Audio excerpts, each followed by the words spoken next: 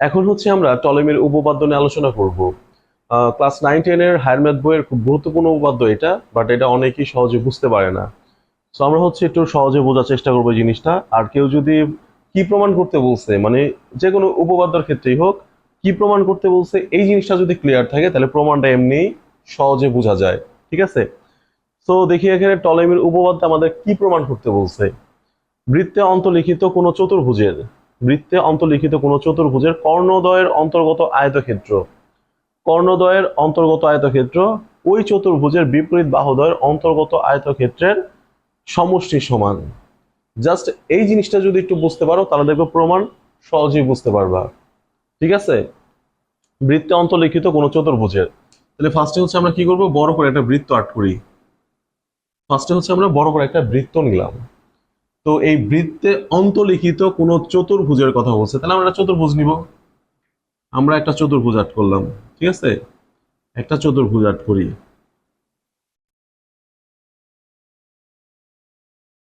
বৃত্তে অন্তর্লিখিত একটা চতুর্ভুজ নিলাম।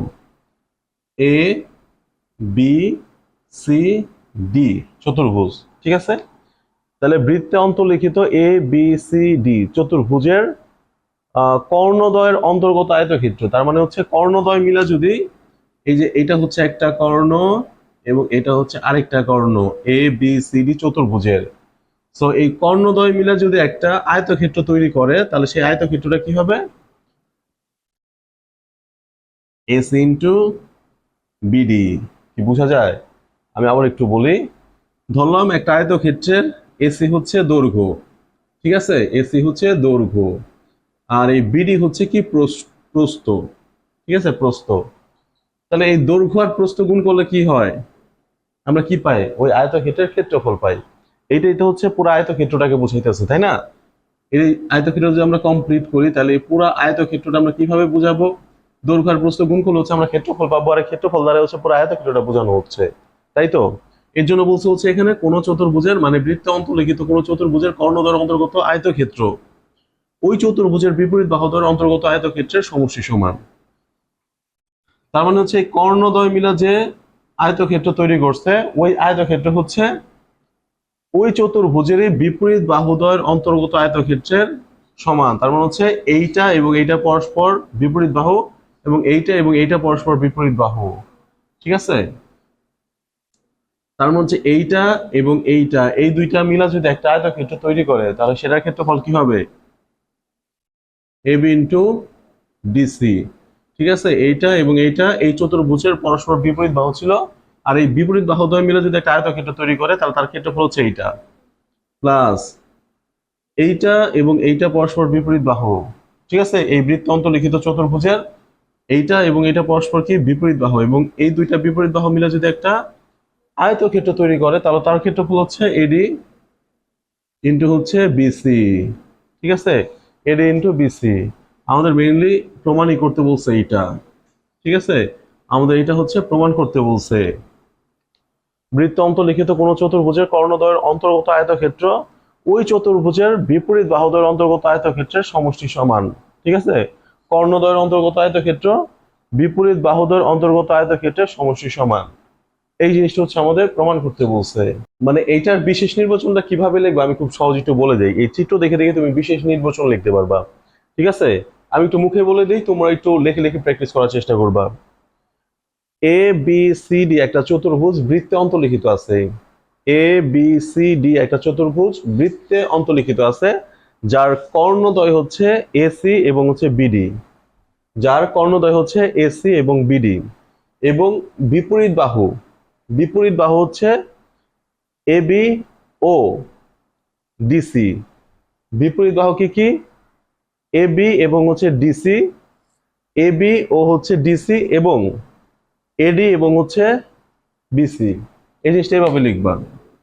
বিপরীত বাহু, বিপরীত বিপরীত বাহু কি? এবি ও ডিসি, তারপর একটা এবং দ্বারা যুক্ত করো। ঠিক আছে? এবং হচ্ছে কি এডি ও, এই দুটো হচ্ছে ও দ্বারা যুক্ত করলাম। ঠিক আছে? এডি, এই যে এডি ও হচ্ছে বিসি। ঠিক আছে, তারপরে লিখবো হচ্ছে প্রমাণ করতে হবে যে এই লাইনটা লিখে দিবা, বিশেষ নির্বাচনের কাহিনী শেষ। এখন হচ্ছে আমরা প্রমাণটা শিখবো।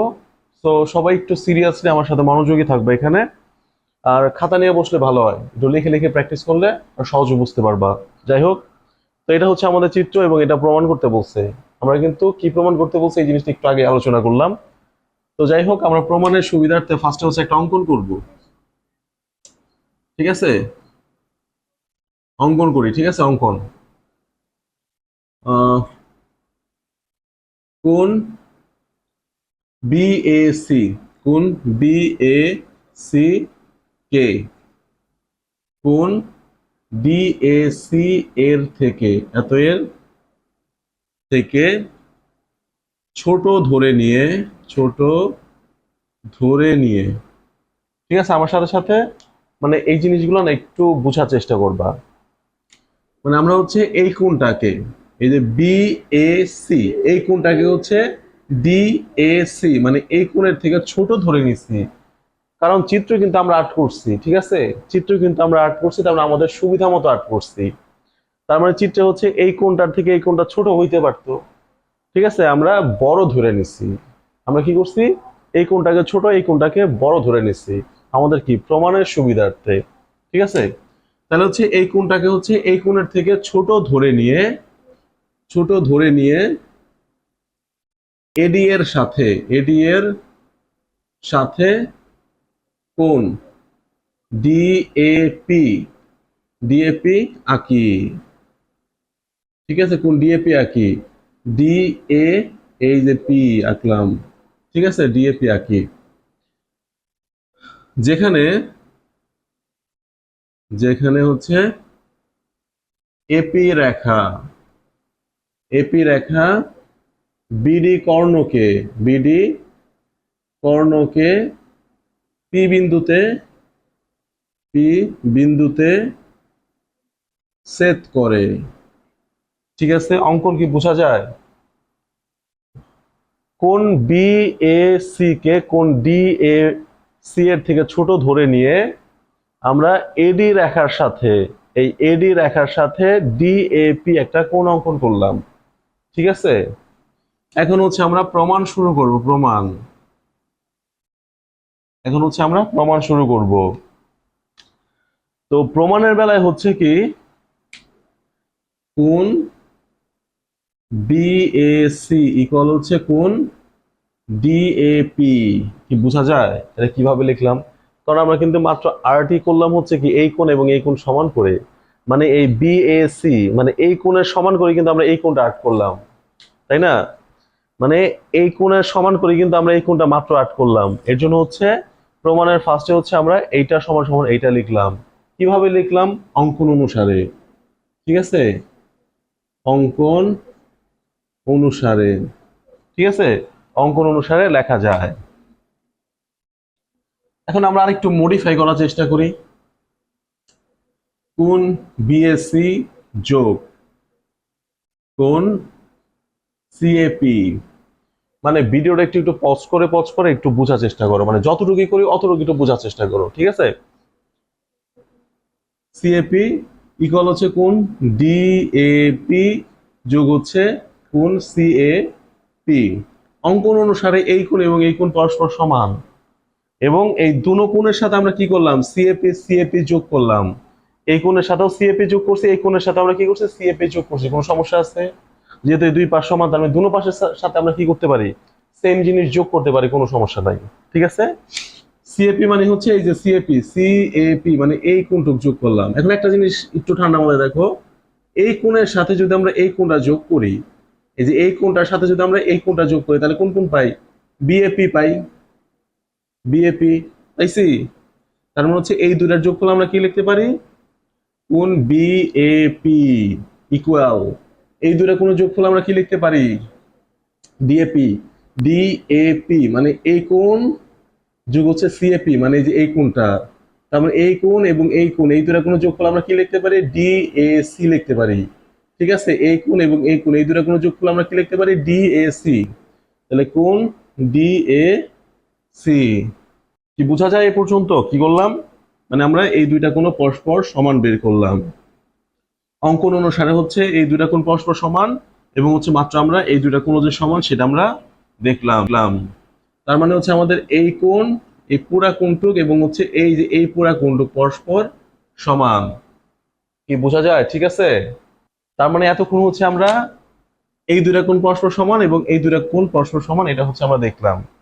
এখন এখানে হচ্ছে সবাই একটু গ্যাঞ্জাম করে যে আমরা হচ্ছে দুইবার দুইটা দুইটা ত্রিভুজ নিয়ে কাজ করব। সো এখন অনেকের মনে প্রশ্ন যে আমরা ফার্স্টে কোন দুইটা ত্রিভুজ নিয়ে কাজ করব এবং পরবর্তীতে কোন দুইটা ত্রিভুজ নিয়ে কাজ করব।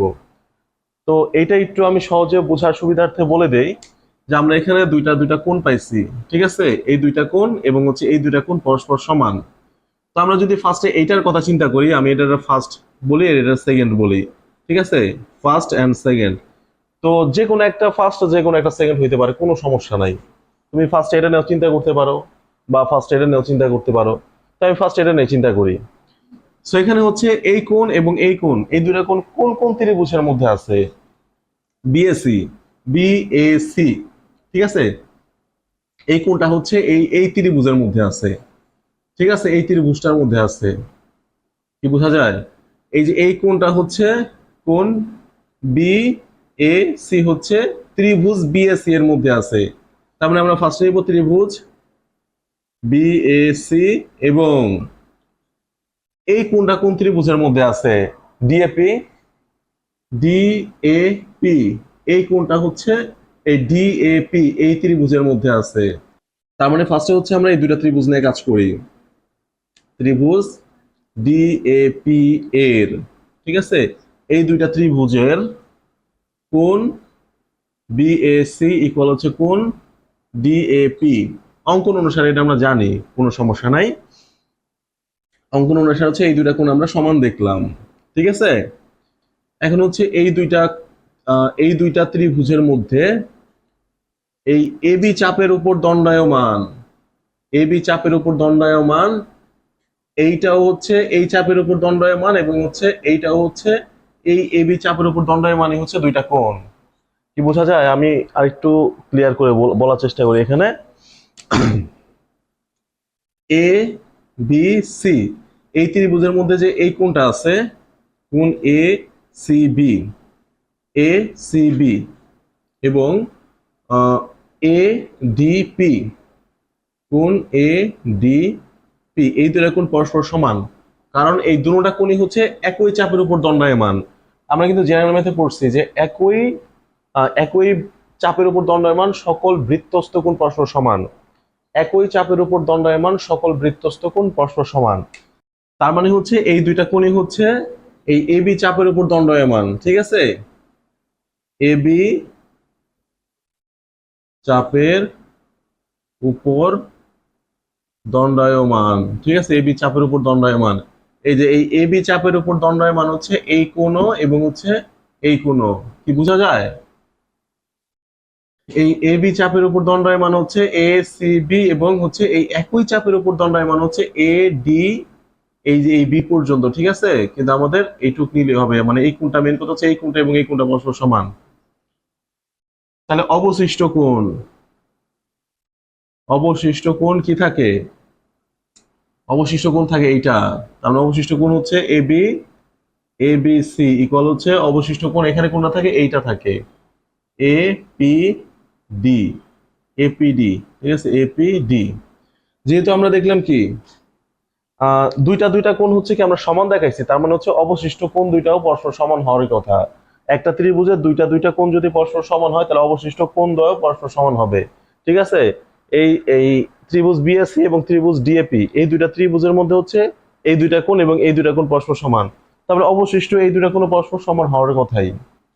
যখন দুইটা ত্রিভুজ পরস্পর সদৃশ কোণী হয় তখন হচ্ছে আমরা এইভাবে লিখতে পারি, ঠিক আছে?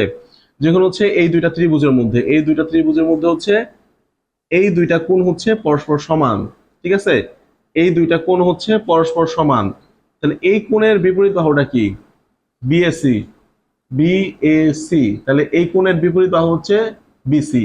তাহলে লিখি বিসি ভাগ এই কোণের বিপরীত বাহু কোনটা? এখানে ডিএপি, ডিএপি এই কোণের বিপরীত বাহু হচ্ছে ডিপি, এই যে ভাগ হচ্ছে লিখলাম ডি ডিপি, ঠিক আছে, ডিপি ইকুয়াল, এই দুইটা কোণ হচ্ছে পরস্পর সমান, ঠিক আছে, এই দুইটা কোণ পরস্পর সমান, তার মানে এসিবি, এসিবি কো এখানে এ সি বি, এই কোণের বিপরীত ভাগ হচ্ছে এবি, তার মানে হচ্ছে এবি ভাগ হচ্ছে এই কোণের বিপরীত বাহু কোণটা এখানে এডিপি, এডিপি এডিপি মানে এই কোণ, এই কোণের বিপরীত বাহু হচ্ছে এপি, তারপরে এখানে হচ্ছে এপি ইকুয়াল, এই দুইটা কোণের বিপরীত বাহুর অনুপাত হবে এখানে, ঠিক আছে, তাহলে হচ্ছে A B C, A B C মানে এই কোণ, এই কোণের বিপরীত বাহু হচ্ছে এসি,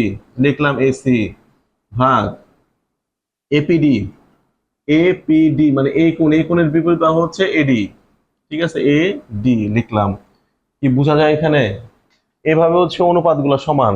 কিন্তু তোমাদের বইতে একটা জিনিস দেখবা যে এখানে দুইটা লেখছে, কোনটা লেখে নাই এখান থেকে, এখান থেকে হচ্ছে এইটা লেখে নাই, ঠিক আছে, এই জিনিসটুকু লেখে নাই, শুধু হচ্ছে এইটা সমান সমান এইটা লিখছে। এখন আমার কথা হচ্ছে আমরা হচ্ছে দুইটা সদৃশকোণী ত্রিভুজের বেলায়, দুইটা সদৃশকোণী ত্রিভুজের বেলায় হচ্ছে আমরা এই জিনিসটা পাই, এইটা সমান এইটা সমান এইটা। বাট এখন আমরা যে এইটা বাদ দিব, এটা কেন বাদ দিব, বা এটা আমাদের প্রয়োজন নাই কেন, ঠিক আছে, কারণ হচ্ছে আমাদের প্রমাণে, একটু প্রমাণের দিকে তাকাও, এই প্রমাণে কিন্তু আমাদের এপি না কোনো কাজ নাই আছে, এই এপি না কোনো কাজ নাই, এপিটা হচ্ছে আমরা বাইরে থেকে আনছি। কিন্তু এখানে তোমরা ওখানে বলতে পারো যে ডিপি, তাহলে আমাদের কি কাজ, কারণ হচ্ছে আমরা এই ডিপি এর সাথে যদি বিপি যোগ করি তাহলে কিন্তু এই বিডি কর্ণটা পাই, এই জন্য আমাদের ডিপিটা কাজে লাগবে। বাট আমাদের কোনোভাবেই প্রমাণের বেলায় হচ্ছে এপি কাজে আসবে না, এর জন্য হচ্ছে আমরা এটা বাদ বাদ দিচ্ছি আর কি, ঠিক আছে, এটা আমাদের প্রয়োজন নাই। কিন্তু আমরা দুইটা সদৃশকোণী ত্রিভুজ থেকে হচ্ছে আমরা এই জিনিসটা পাই, তো এই জিনিসটা যেহেতু পাই, তো এই জিনিসটা থেকে হচ্ছে আমরা এইটা বাদ দেওয়া হচ্ছে এইটা লিখতে পারি, ঠিক আছে, AC by AD, AC by হচ্ছে এডি, বোঝা যায়। তার মানে এটা থেকে কি লেখা যায়, এটা থেকে লেখা যায় হচ্ছে আর আর গুণ করবো আর কি, বিসি ইন্টু এডি ইকুয়াল হচ্ছে এসি ইন্টু ডিপি, ঠিক আছে, এটা ইকুয়েশন 1, ইকুয়েশন আমি এটাকে কি এক দিতে পারি, কি বোঝা যায়। তার মানে হচ্ছে এই যে এই দুইটা কোণের যে দুইটা ত্রিভুজ, সেই দুইটা ত্রিভুজকে আমরা ফার্স্টে কি করলাম, সদৃশকোণী প্রমাণ করলাম।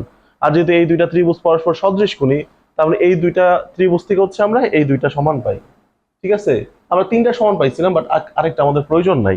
আর কি জন্য প্রয়োজন নাই সেটা কিন্তু আমরা বললাম, ঠিক আছে, তার মানে এই দুইটা ইকুয়াল থেকে হচ্ছে আমরা এই একটা সমীকরণ পাইলাম, এইটুক তো ক্লিয়ার, তাই না। সেম একই ভাবে হচ্ছে আমরা একই প্রসেসে হচ্ছে আমরা এইটা থেকে হচ্ছে এই দুইটা কোণ, যে দুইটা ত্রিভুজে অবস্থিত, সেই দুইটা ত্রিভুজকে সদৃশকোণী প্রমাণ করব, করি আমরা, বুঝে বলা হচ্ছে। এখন দেখো তো এইটা বিএপি, তাহলে বিএপি হচ্ছে কোন ত্রিভুজে অবস্থিত, বিএপি, ঠিক আছে, বিএপি, এই যে বিএপি মানে এই যে এই ত্রিভুজটা, ত্রিভুজ বিএপি এবং ত্রিভুজ এই যে ডিএসি, ডিএসি, ডিএসি এ, এই দুইটা ত্রিভুজে, এটা কিন্তু আমরা আগে মানে সমীকরণ এক বের করছি, ওটা আগের জিনিস। এখন তো হচ্ছে আমরা এখান থেকে যাত্রা শুরু করব, মেন কাজ হচ্ছে এই দুইটা ত্রিভুজের সদৃশকোণী, সেই জিনিসটা হচ্ছে এখন আমরা দেখব, ঠিক আছে। তাহলে সেম একই ভাবে হচ্ছে আমরা কি এই দুইটা কোণ পরস্পর সমান জানি, ঠিক আছে, কোণ বিএপি ইকুয়াল হচ্ছে কোণ ডিএসি, ঠিক আছে, এই দুইটা কোণ পরস্পর সমান, এটা আমরা আগে থাকতেই জানি, ঠিক আছে, এই দুইটা কোণ যে পরস্পর সমান এটা কিন্তু আমরা আগে থাকতেই জানি। এখন হচ্ছে কি করব, কোণ এই দুইটা ত্রিভুজের মধ্যে বিএপি, বিএপি,